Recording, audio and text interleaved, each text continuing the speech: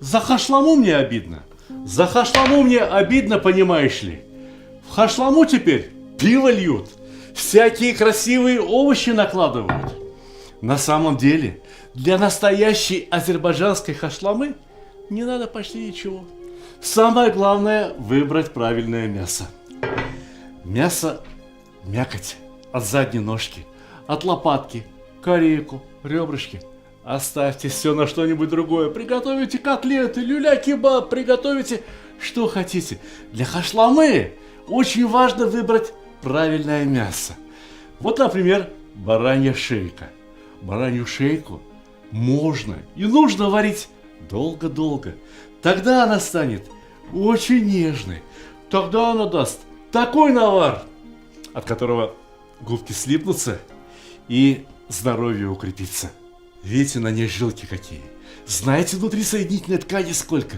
Именно поэтому она дает замечательный бульон и замечательный навар. А еще очень хорошо для хашламы подходят голяшки и рульки от задних ножек и от передних ножек. Раскладывайте по периметру, укладывайте практически полный казан мяса. Свободного места не должно оставаться. Что такое хашлама? Перевод этого слова означает то, как его надо готовить. Нечто вареное.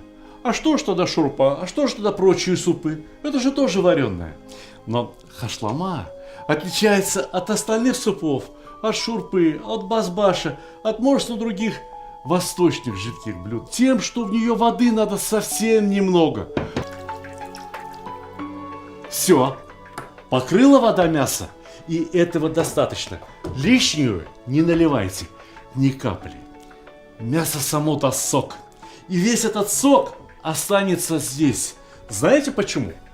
Потому что, в отличие от всех прочих супов, хашлама готовится под крышкой. На самом деле, это гораздо сложнее, чем готовить вовсе без крышки. Дело в том, что необходимо отрегулировать такое кипение, чтобы даже под крышкой не сильно бурлило, а едва-едва побулькивало. И здесь все методы хороши. Можно поставить рассекатель, можно использовать какие-то электроплитки, можно поставить казан на слабо тлеющие угольки и приготовить хашламу даже на живом огне.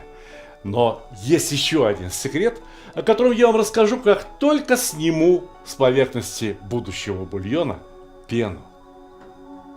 Итак, 3 килограмма мяса, минимум 2 литра воды. Соли уйдет почти 2 ложки, но без горки. Первую ложку соли я опускаю прямо сейчас. Для чего? А для того, чтобы пена как можно скорее отошла, чтобы я ее собрал и накрыл казан крышкой.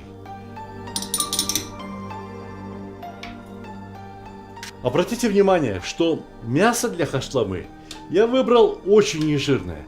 Точнее, это не я выбрал. Это у баранины самое постное, самое нежирное мясо. Это шейки и голяшки.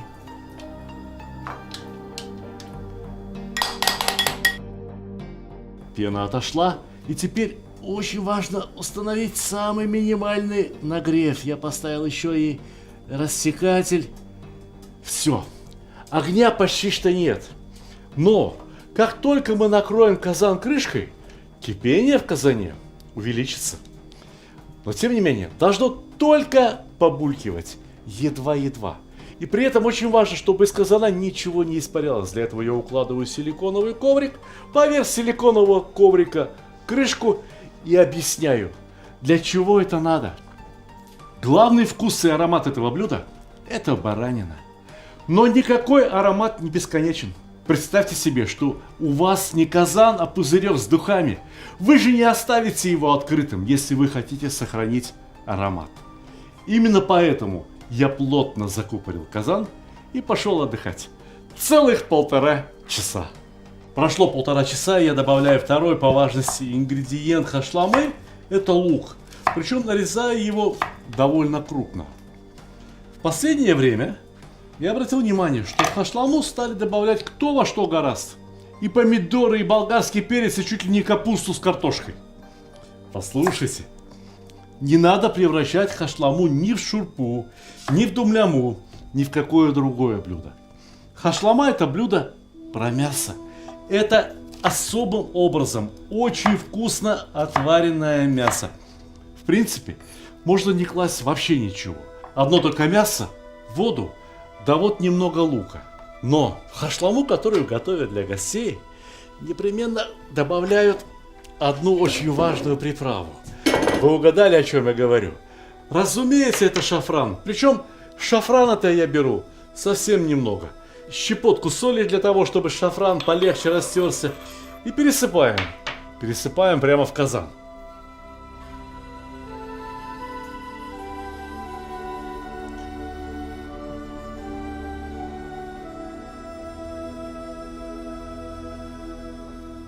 Все-таки шафран уникальная, волшебная приправа.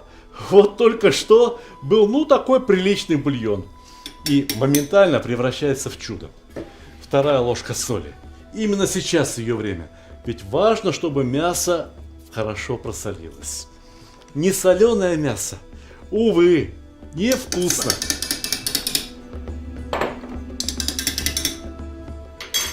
Но прежде чем отправить в хашламу лук, я сниму с нее немного жира.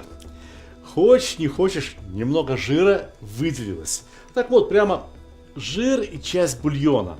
То, что в европейской кухне называется брес. Мне это все понадобится для того, чтобы припустить овощи для украшения. Но саму хашламу я не стану портить ни болгарским перцем, ни помидорами, ни другими вкусными продуктами. Пусть хашлама остается идеального качества бульоном и мясом.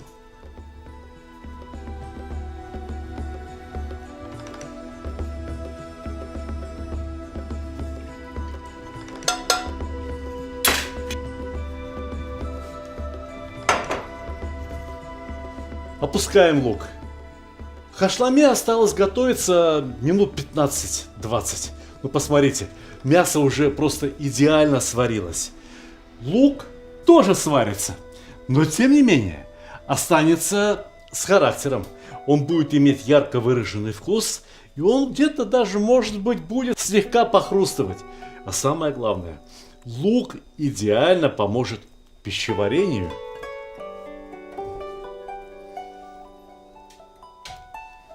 И снова накрываем хашламу. Пусть постоит до тех пор, пока мы не припустим овощи.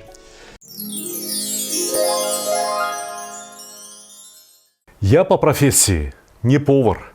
Я автор кулинарных книг. И это моя 11-я книга, самая новая из типографии.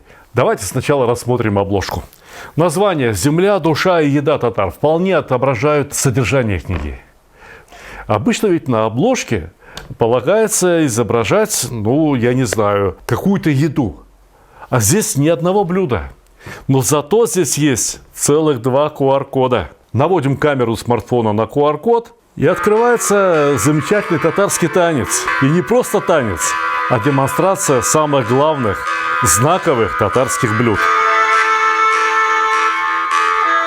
Сметливым людям сразу должно быть понятно, что и все рецепты в этой книге тоже имеют QR-код.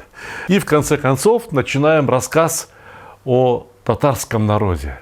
Женщина, которой 83 года, из них 70 лет она готовит одно и то же, только катык. Знаете, что такое катык? Вот прочитайте книгу, узнаете. Здесь есть блюда, которые уже начали забываться в татарском народе. Благосостояние народа выросло, и поэтому люди перестали готовить некоторые, очень простые блюда. Но, тем не менее, они очень вкусные. И забывать их нельзя ни в коем случае, потому что это достояние татарского народа. А тем временем мы готовили чахчак. Чахчак – это настолько знаковое блюдо, что чахчак пришлось готовить дважды. Потому что в Татарстане все готовят чахчак по-разному. И рассказываем о чахчаке, который дома приготовить, например, невозможно. Но это то, что следует привезти из Татарстана. Потому что, прочитав эту книгу, вы рано или поздно захотите посетить Татарстан. И у вас возникнут вопросы, а что привезти из Татарстана? В книге об этом рассказано. Если уж что-то непонятно, у вас всегда есть QR-код. Конечно, рецепты, книга, вообще говоря, должна прежде всего вдохновлять людей. Вдохновлять на приготовление этих блюд. Для этого требуются вот такие фотографии. Каждую ниточку скатерти, каждую крошку сахара видно на наших фотографиях. Полюбите, какая фотография. Аппетитно? Захотелось? В книге более 70 рецептов. Очень много рассказов о специалитетах. Мы ездили по всему Татарстану со съемочной группой, с киносъемочной группой. Снимали что-то там, что-то снимали вот здесь. Ко мне приезжали вот сюда, вот прям сюда ко мне приезжала, значит, там знаменитая татарская кулинар, которую зовут Резида Хусаинова. К нам приходили профессионалы, к нам приходили любители. Мы ездили по районам, бывали в селах, бывали в домах у сельских жителей Татарстана, которые готовили для нас вот эти замечательные блюда. В Татарстане очень многое готовят в печах. Точно так же, как вот в русской кухне. Абсолютно уверен, что эта книга понравится любому человеку, кому ее подарят. И эта книга станет украшением вашей домашней коллекции кулинарных книг. Она огромная по размерам, здесь 440 страниц. Бумагу мы выбрали самую лучшую, которую только возможно было вообще приобрести. Поторопитесь с заказами, дорогие друзья. Скоро новогодние праздники, да и дни рождения не кончаются. Да и вот подарок просто хорошему, дорогому человеку, такая книга, мне кажется, это хорошая идея. Успехов и приятного вам аппетита. Как мы будем припускать овощи? Знаете, болгарский перец можно порезать полосочками.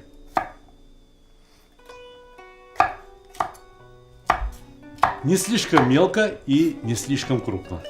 Разумеется, из болгарского перца перегородки до семена лучше убрать. А помидоры и вовсе достаточно разделить на две половины.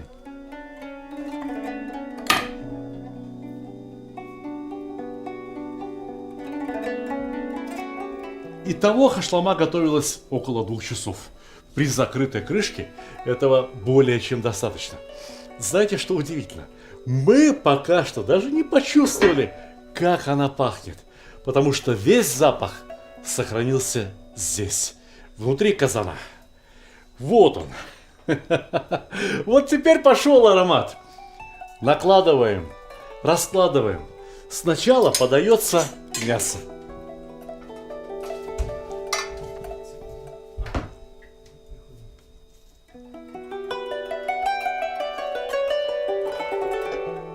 Мясо приготовлено так, что дольше варить его уже просто нельзя. Иначе начнет распадаться по волокнам.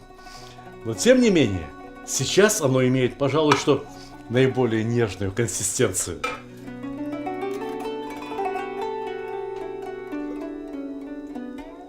Поверх мяса те припущенные овощи, что я специально подготовил. Можно сказать, что это практически горячий салат. Добавили соли, добавили зелени. И посмотрите, как это выглядит теперь. Очень богато. При этом вкус мяса остался первозданным. Лук в самой хашламе есть. Но нужен еще особый, свежий лук-шалот. Подле Баку есть селение, которое называется Говсаны. И там растет примерно такой же лук, только чуть потоньше и чертовски острый. Но именно такой острый лук и необходим, когда хочешь поесть что-то очень сытное, очень серьезное, очень такое мужское.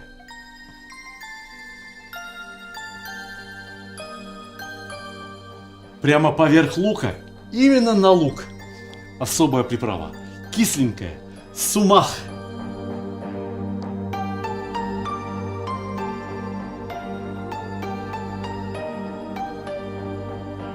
Ну а теперь пора наливать бульон. Пожалуй, что трудно себе представить бульон лучше, чем тот, что образуется, когда готовим хашламу. Понимаете? Мясо не жирное, но содержащее огромную массу, пожалуй, что самого вкусного и ароматного белка – коллагена. Если оставить этот бульон остыть, то он превратится, по сути дела, в желе. Еще не холодец, но дрожать будет очень аппетитно. На каждую тарелочку бульона по одному хорошему кусочку мяса. Вот так, пожалуй, что будет достаточно.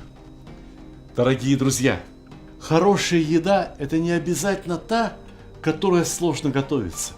Если есть хорошие, но при этом совершенно не обязательно дорогие продукты, а голяшка до шеи именно к таким и относится, если есть понимание, как их готовить, и если есть хорошее настроение, то 2 часа работы, и у вас есть повод сказать заветные слова вашим родным и близким. Приятного аппетита!